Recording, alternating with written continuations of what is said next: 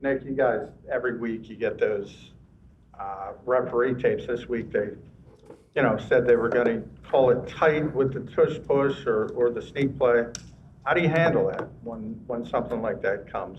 Yeah, you just address it and you work on like you do with every play of being playing to the rules of the game. I mean, that's something that we talk about all the time, formationally, snap count wise, offensively is what I'm saying. Defense wise, being onside, all those different things. So, same way you do all those things. I know there's a lot of chatter and hype about the play, but we're coaching it the same way we always coach it, and we know we have to be right not only on that play but with all our plays. How do you feel like your relationship with officials on the sidelines has evolved over the 5 years as a head coach?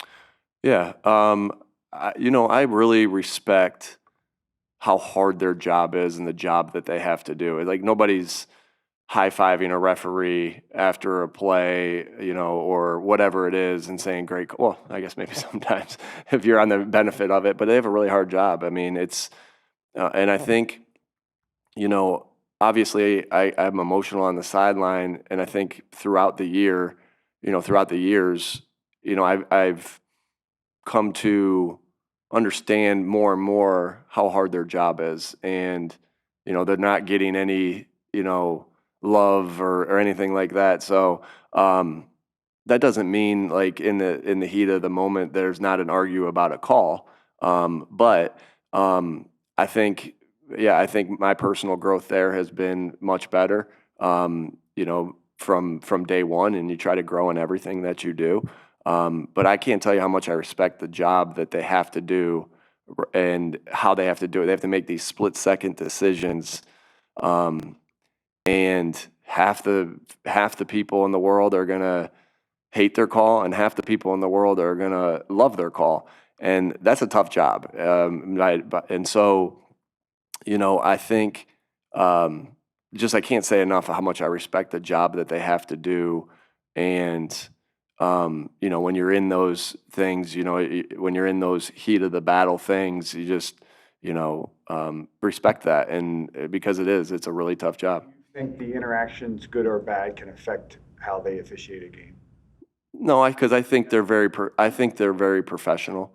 And I think I think all those guys are very professional, and they know, hey, he's arguing this call, and I think I guess I don't think in the sense of like old school coaching is like if I yell at him this one, I'll get this one. Maybe I don't like because that used to be the theory, right? If you get on somebody about this one, maybe you'll get the next call. I don't. I think they do such a good job of individualizing each play, each situation, regardless of what's happened. Again, I can't tell you enough of how good I think they do under the circumstances they have to do it with, because it's really hats off to them, because it's a really hard job, and I respect the job that they do and the league office does with them and everybody. So, we don't. I guess we don't give I'm guilty of it too. We don't give enough love to our referees that enforce and the rules of this game. What sense? Because if I'm calling the calls like every week, like, and it's up to the coaches, like you play a pickup basketball game and you're like, all right, we got the fouls this game. That doesn't usually work out. So very necessary. Tom Brady called your game last week. Presumably he'll call more of your games this season. You play Vegas this year. What's your approach in those production meetings with him? Yeah, a production meeting's similar to what I'm in here too. Like you just, you're going. It's an interview, right? It's an interview, so very similar. All my interactions with Tom Brady have been really positive, really good, and respect the heck out of him and his view on football and what he's done, and so have nothing but respect for him. But I would say those production meetings, regardless of the crew, are very similar to an interaction that we have here in our building. What stands out to you about Saquon in games where he's not hitting the home run, so to speak, but he has to kind of grind out the yards? Yeah, just tough, gritty guy that at any point can hit a home run. I think that's why he can make yards out of sometimes where the defense got our number on it.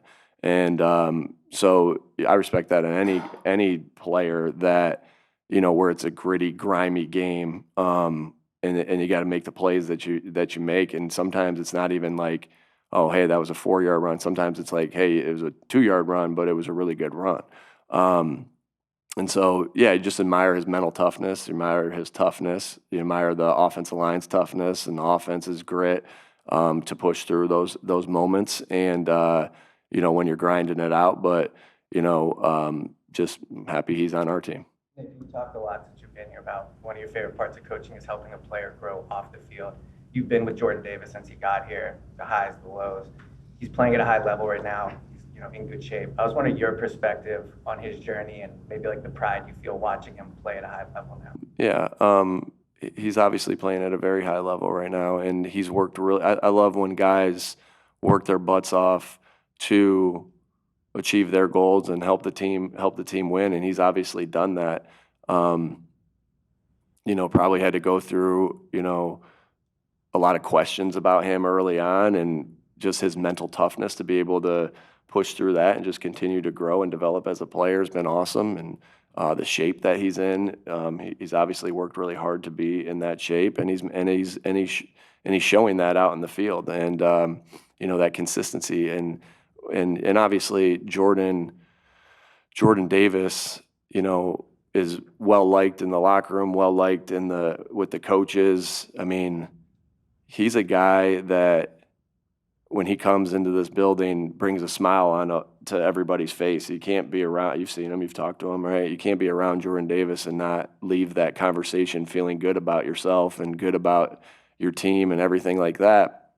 And that's a special quality that he has. So obviously happy for him that, you know, he's worked so hard to be playing this level, but the person is top notch. The teammate is top notch, and he's tough, he's talented, and then has all that other stuff. That's where, you know, we talk about that in the draft quite a bit, is like when a guy loves football, he's tough, and can go through the ups and downs of a season. Those guys usually, God willing, reach their ceiling. Two more, folks. It's probably not as high a thing to talk about, but you know, the new kickoff rule and the Rams, their average opposing starting of the drives is the best in the NFL. How is that kind of on y'all's mind, and how does that affect kind of how it changes the game and your approach on offense? Yeah, obviously we look at all those things. We look at every phase, and they do a good job with their kickoff coverage. Their kicker does a really good job, so we've worked on that all week. Nick, you start where the schedule has unfolded. You open with a division rival. You have a Super Bowl rematch. Now you have a divisional rematch. Is there any challenge as coaches or players to kind of tap into that emotional well continually, and so nobody comes out flat? I mean, is there anything you can do to prevent that? No, I mean, I think we have a group of guys in this locker room that works their butt off to be ready for each and every Sunday, and that love football. And, you know, you know, you might not start fast at times offensively or defensively, but with this group, I don't think the word flat's like I think it's a flashy word to use when, you know, you might not start fast. Like, there's different reasons for not starting fast, and our intention every week is to start fast, obviously, on both sides of the football. But there's reasons for it, and we're going to come out ready. We know that the Rams are going to come out and ready to play. We got to come out ready to play.